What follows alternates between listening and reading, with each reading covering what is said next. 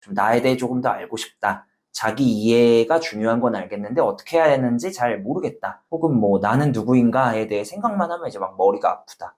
내가 주변 사람들한테 어떻게 보이는지 좀 알고 싶다. 뭐 나는 누구, 여긴 어디 이런 질문이 너무 자꾸 떠오른다. 이런 분들이 이 영상을 끝까지 보시면 좀 도움이 될 거예요.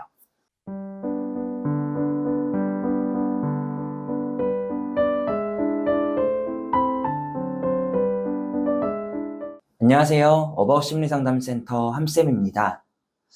옛날에 소크라테스가 너 자신을 알라 라는 말을 했죠.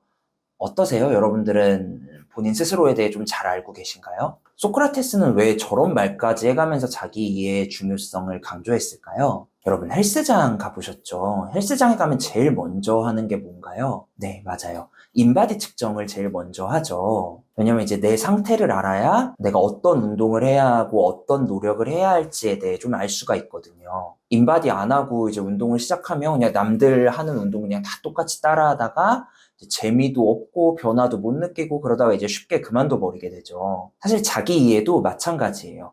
나에 대한 이해가 없으면 일을 하거나 인간관계, 뭐 가족, 직장 생활 등 이런 모든 삶의 영역에서 명확한 방향을 잡을 수 없게 돼요. 그러다 보면 이제 나는 누구? 여긴 어디? 이런 질문에 이제 답을 내리지를 못하고 변화되는 상황 속에서 이리저리 그냥 휩쓸리기만 하면서 살아갈 수밖에 없겠죠. 그래서 이제 이렇게 자기 이해가 중요한데 사실 이게 자기 이해라는 게 참 어렵잖아요. 사실 외연적인 내 모습은 사실 눈으로 보이니까 좀 알 수가 있는데 좀 내면의 나는 눈에 보이는 것도 아니고 잡히는 것도 아니고 그래서 좀 어떻게 알아가야 되는지 좀 알기가 쉽지가 않죠. 그래서 어쩌면 요즘 MBTI가 유행하는 이유도 자기 이해를 하고는 싶은데 어떻게 해야 되는지는 잘 모르겠는데 이 MBTI라는 어떤 도구가 자기 이해를 도와주기 때문에 좀 인기가 많은 거기도 하겠죠. 오늘은 이 MBTI 말고요. 조화리의 창이라는 어떤 검사일 수도 있고 뭐 분석 툴일 수도 있는 이 활동을 여러분들한테 소개해드리고 제가 직접 해볼 건데요.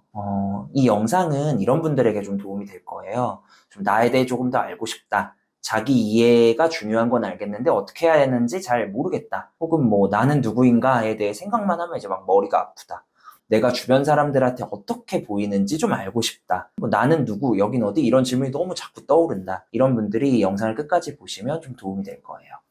조아리의 창 이론은 나 그리고 타인의 관계 속에서 내가 어떤 모습인지를 조금 직관적으로 이해할 수 있는 일종의 자기분석 틀인데요. 영국의 심리학자인 조셉 러프트란 사람과 해리 잉햄이라는 사람이 개발을 했고요. 그래서 이 사람들의 이제 앞글자를 따서 조하리의 창이라는 이름으로 불리고 있습니다. 지금부터 제가 이 조아리의 창을 이제 직접 해볼 건데요. 제가 어떻게 하는지도 보여드리고 이 양식도 다운받으실 수 있도록 이제 댓글로 달아놓을 테니까요. 한번 받아서 해보시면 좋겠습니다. 자, 조아리의 창 검사를 하려면 이제 종이가 2장 필요한데요. 첫 번째 종이 양식지는 이 양식지예요. 성격을 나타낼 수 있는 여러 가지 형용사들이 쓰여 있는 종이고요. 두 번째는 이제 조아리의 창, 이 틀, 이 두 번째 페이퍼가 필요하죠. 그래서 이걸 보시면서 제일 먼저 해야 되는 건 이 첫 번째 종이를 보면서 내가 생각하기에 나를 잘 표현하는 것 같은 형용사를 6개만 골라서 체크를 먼저 해보는 거예요. 저도 한번 해볼게요.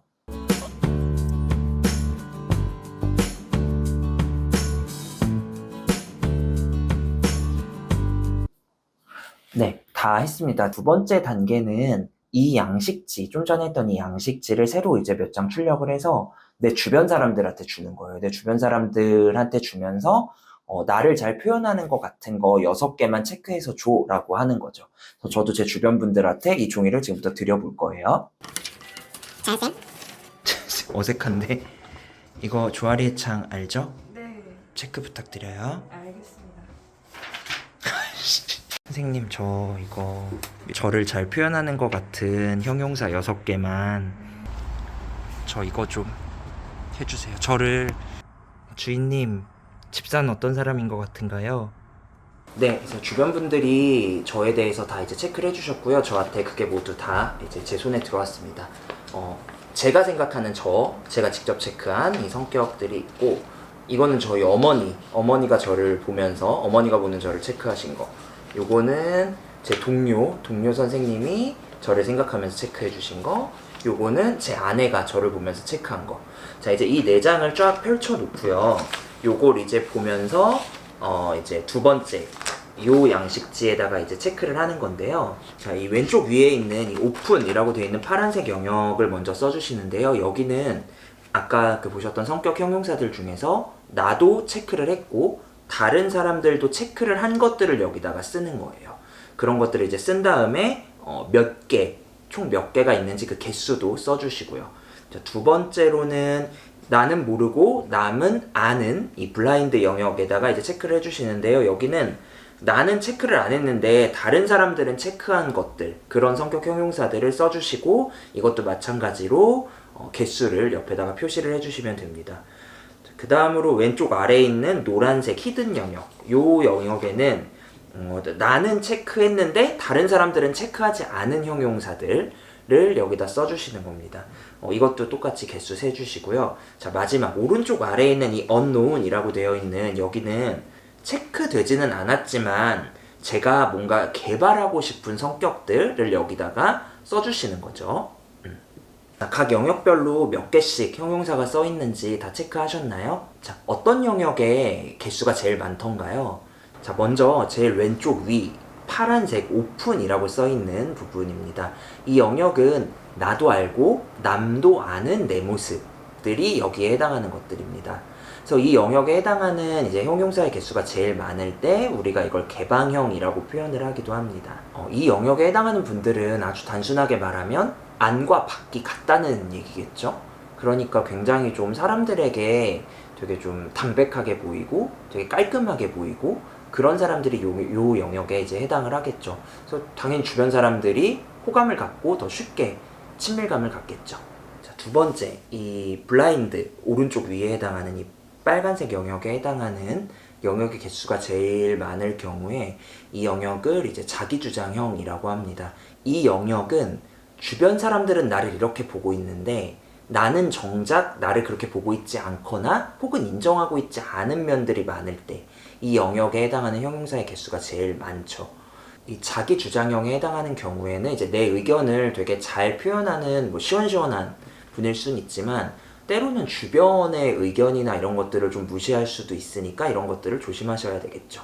자, 세 번째, 왼쪽 아래에 이 히든이라고 써있는 노란색 영역에 해당하는 설명입니다. 이 영역은 나는 알고 남들은 모르는 내 모습에 해당을 합니다. 그래서 이 영역의 이제 개수가 제일 많을 때 우리가 신중형이라고 표현을 하기도 합니다. 나만 알고 있는 내 모습이죠. 그래서 나는 의외로 뭐뭐뭐하다 라고 할 때 거기에 해당하는 설명들이 여기 많이 써있다고 보시면 되겠습니다. 이 영역에 해당하는 건 사람들에게 알려지지 않았거나 혹은 알리고 싶지 않은 내 모습들이 여기 쓰여있다고 보시면 되겠죠. 그래서 신중형에 해당할 때 다른 사람들의 말을 잘 듣고 수용할 수 있지만 정작 내 표현은 너무 잘 안 해서 주변에서는 이 사람이 참 좋긴 좋은데 어떤 사람인지 잘 모르겠다. 그래서 좀 거리감을 느끼고 이럴 수도 있겠죠. 자, 마지막 오른쪽 아래에 있는 이 unknown에 해당하는 영역은 나도 모르고 남들도 모르는 내 모습들입니다. 그래서 이 부분은 사실은 내가 갖고 싶은 성격의 요소들인 거죠. 그래서 여기 쓰여 있는 이제 형용사들은 내가 좀 뭔가 노력을 해서 좀 개발하기 위해 힘써야 하는 영역의 것들입니다. 다만 지금 여기 이 unknown의 영역에 써 있는 것들은 좀 다시 한번 곱씹어 보실 필요가 있어요. 내가 이것들을 왜 갖고 싶은 건지. 그리고 내가 이걸 노력해서 가질 수 있는 것들인지에 대해서 한번 생각해 보실 필요가 있겠어요. 만약에 여기 쓰여있는 요소들이 내가 정말 갖고 싶은 게 아니라 누군가에게 어떤 좀 왠지 그렇게 살아야 될 것 같은 강요를 받았다든지 혹은 내가 아무리 노력해도 이게 가질 수 없는 요소라면 좀 과감하게 포기해버릴 필요도 있겠죠. 그런 것들에 해당하는 영역입니다.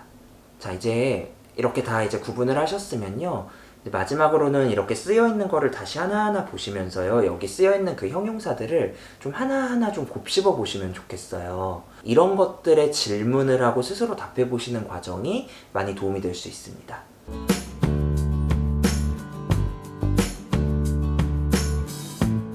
여러분의 조아리의 창 유형은 어떤 거였나요? 4가지 창 중에 어느 창에 좀 가장 많은 단어가 쓰여 있던가요? 이 조아리의 창은 제가 지금 이렇게 설명한 걸 이렇게 듣기만 하시는 것보다 실제로 해보시는 게 훨씬 좋거든요. 해보면 생각보다 되게 재밌어요. 그 과정 자체가 되게 재밌거든요. 그러니까 제가 댓글에다가 이 양식지를 어디서 받을 수 있는지 그 링크도 걸어 놓을 테니까요. 꼭 한번 다운로드 받아서 해보시면 좋겠어요. 그 과정에서 나에 대해서, 특히 관계 속의 나에 대해서 조금 더 알아가실 수 있을 거라고 생각합니다. 네, 오늘 영상은 여기까지입니다. 오늘 영상이 도움이 되신 분들은 구독과 좋아요, 알림 설정 부탁드리겠습니다. 긴 영상 봐주셔서 감사합니다. 안녕.